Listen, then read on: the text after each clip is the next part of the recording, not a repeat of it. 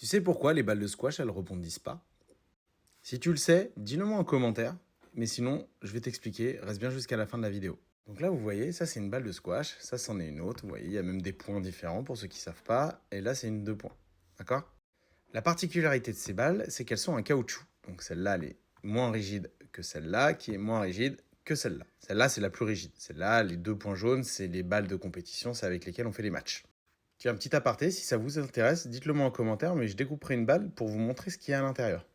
Donc, revenons à nos moutons. Donc ces balles-là, elles ne rebondissent absolument pas. C'est pour ça que quand vous regardez un match de squash, vous avez les gars qui tapent pendant 5-10 minutes la balle contre le mur, d'accord, pour chauffer la balle, ce qu'on appelle.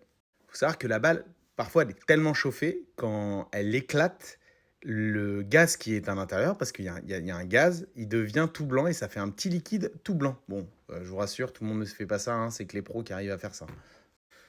Donc voilà, on fait chauffer les balles. Est-ce que vous savez qu'une fois chauffé, la moyenne homme de la vitesse km/h de ces balles-là, c'est 270 km/h à la frappe.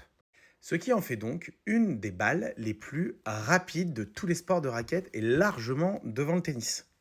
Après, on pourrait parler, est-ce que le tennis est un véritable sport? Et encore, on pourrait parler du paddle. Est-ce que ça peut être aussi considéré comme un sport? Bref, c'est un autre sujet.